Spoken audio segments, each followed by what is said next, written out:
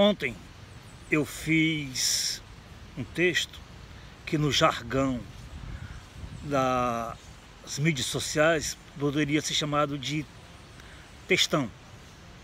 Foi referente a Marcuse, esse filósofo aqui, que é um grande expoente da escola de Frankfurt, na Alemanha.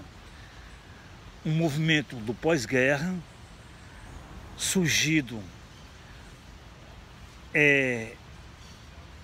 na década de 1930, mas que teve várias baixas por conta da Segunda Guerra Mundial, de filósofos que tiveram de sair. A reputação da escola de Frankfurt foi tamanha que os seus filósofos, os sociólogos, antropólogos, influenciaram os departamentos de ciências sociais de vários países europeus. Naquele momento, que foi no final da década de 1960, o Instituto, além da produção intelectual expressiva no campo das ciências sociais e ciências humanas, passou também a ser objeto de um questionamento que até então era considerado pouco relevante, ou talvez uma situação extremada por parte de como tratar as diferenças ideológicas, doutrinárias, políticas naqueles conturbados anos. O fato é que Adorno dirigia o departamento de ciências sociais da escola de Frankfurt. No final da década de 1960, vários estudantes realizaram manifestações pelo mundo afora. Isso não foi diferente na França, não foi diferente no Brasil e não foi diferente na Alemanha. O fato inusitado é que quando os estudantes invadiram o instituto, Adorno chamou a polícia. Ele temia que houvesse vandalismo, pichações e que também, se chegasse a um momento de desqualificar o instituto a ponto de perder suas subvenções financeiras, que é o que mantinha aquele departamento. O fato de chamar a polícia criou uma revolta ainda maior no meio estudantil e também provocou uma indignação com Herbert Marcuse, que achou autoritário, que achava que não tinha sido a melhor alternativa no tratamento dos estudantes e que se fazia valer uma prática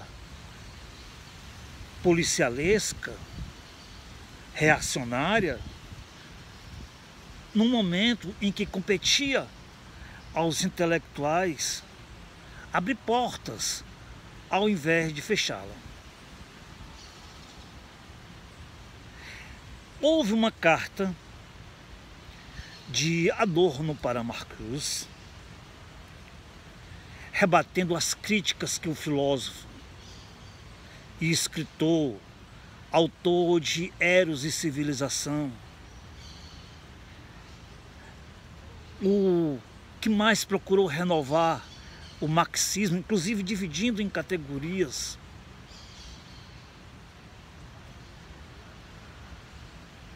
e explicando e justificando por que havia tomado aquela decisão. Adorno dizia que Herbert não estava no seu lugar, não sentiu a tensão daquele momento, não poderia discutir estando tão distante do palco dos acontecimentos. Classificou como um circo que os estudantes fizeram e que isso poderia atingir a perda de subvenções, ou seja, reduzir os recursos financeiros que entravam para os estudos de ciências sociais e de ciências humanas. Marcuse rebateu, afirmando que foi uma atitude reacionária e que deveria ter havido um debate. Deveria ter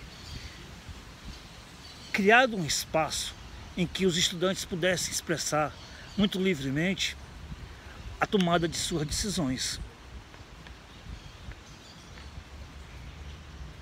Ele achou que era o momento em que não se mais se permitia uma frieza, porque essa frieza, quando ela entra na carne, ela perfura os ossos, ela vai em busca da alma. E quando chega na alma, o que mais poderá ser feito dessa frieza? Ele lembrou o que aconteceu com os judeus e a impotência que os intelectuais, especialmente os alemães, se enfrentaram e nada poder dizer porque havia um momento diferente. Mas agora aquele não era mais um momento de censura, não era mais um momento de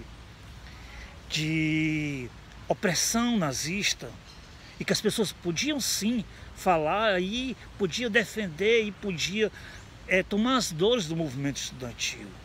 Saber o que realmente está fazendo com que todo esse novo grupo de intelectuais em formação que buscaram as ciências humanas e sociais querem para os novos tempos.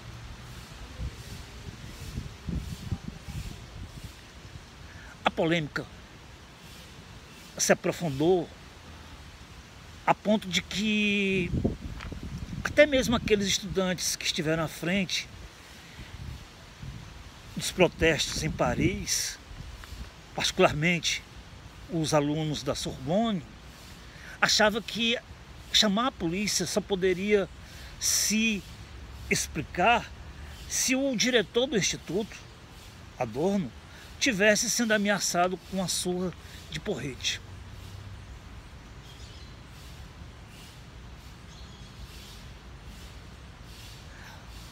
O tempo passou e a lição que isso ficou foi muito mais de como nos distanciamos desse debate que leva em consideração o refinamento do que se propõe a debater, que é autoritarismo, reacionarismo, nazismo, antissemitismo, movimento estudantil, contracultura, movimento hippie, stalinismo, maoísmo,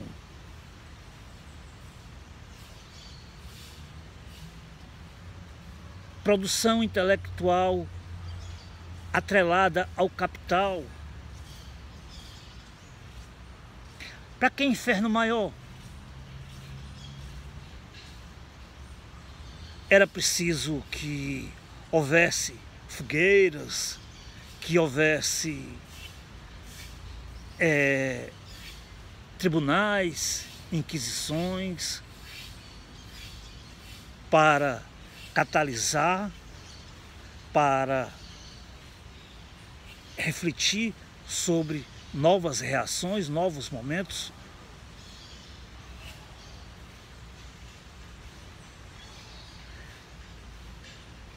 O que Adorno achava é que Marcuse não poderia fazer uma defesa, mesmo que ela tivesse, com licença da má palavra, esse viés ideológico marxista, porque ele não estava tomando as dores do que ocorreu na Rússia stalinista.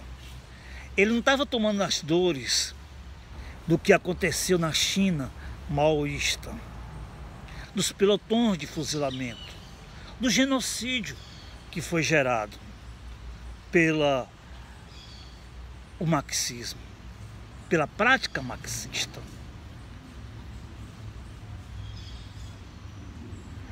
Marcuse tinha uma explicação elementar.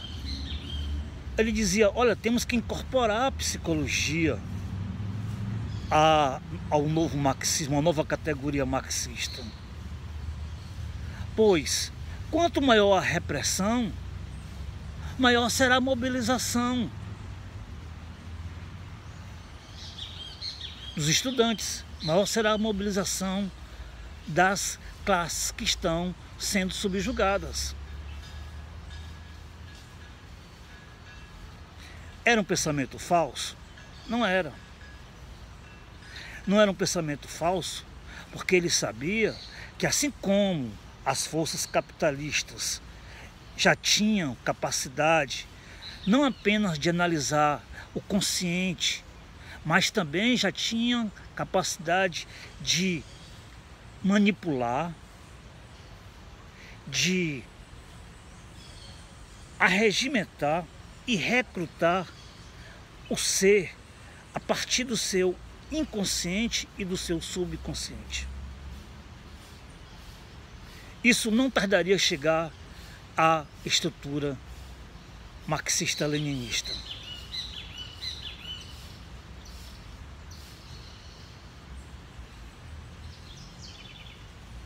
Era uma suposição?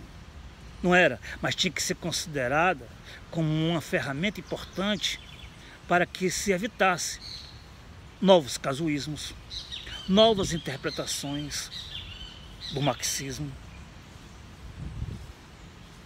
E que se de repente achasse que tudo resumia em repressão, ação e repressão.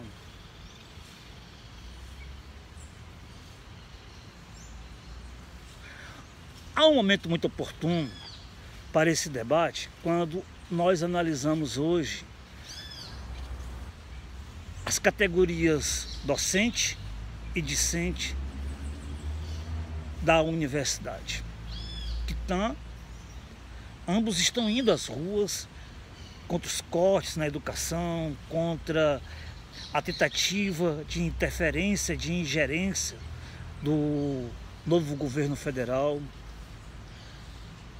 do patrulhamento ideológico que a gente pensava que nem mais existia, mas que se fez presente no mundo atual. Isso passa pelo estudo de novos filósofos, de pessoas que pensaram e refletiram a nossa nosso mundo contemporâneo. Nosso mundo contemporâneo.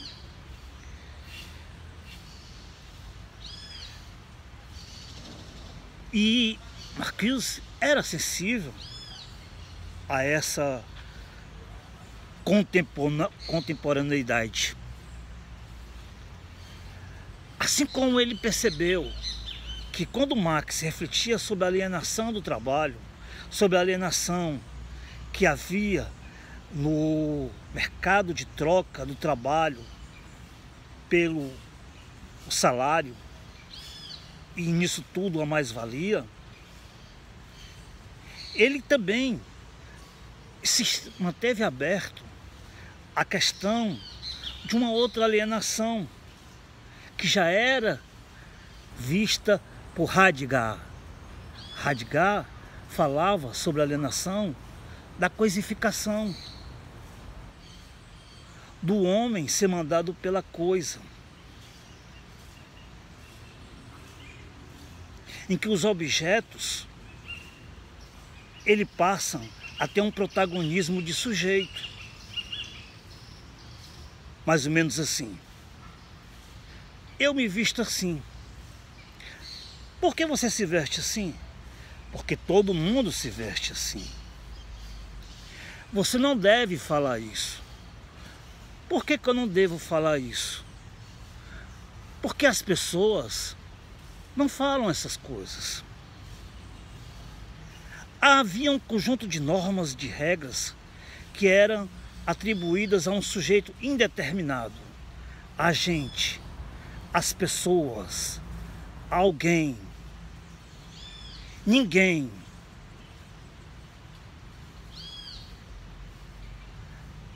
As relações sociais acabavam por ter um novo elemento alienante.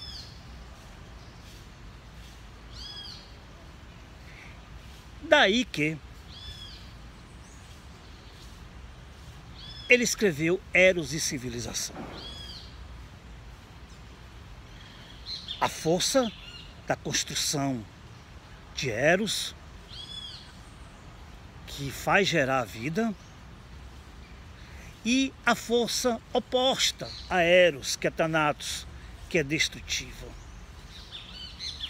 Daí que ele não se negou sobre acrescentar ao marxismo o fator da psicologia em que a gente, e agora eu usei a terceira pessoa indefinida, enquanto nós intelectuais tínhamos por obrigação de rever essa alienação,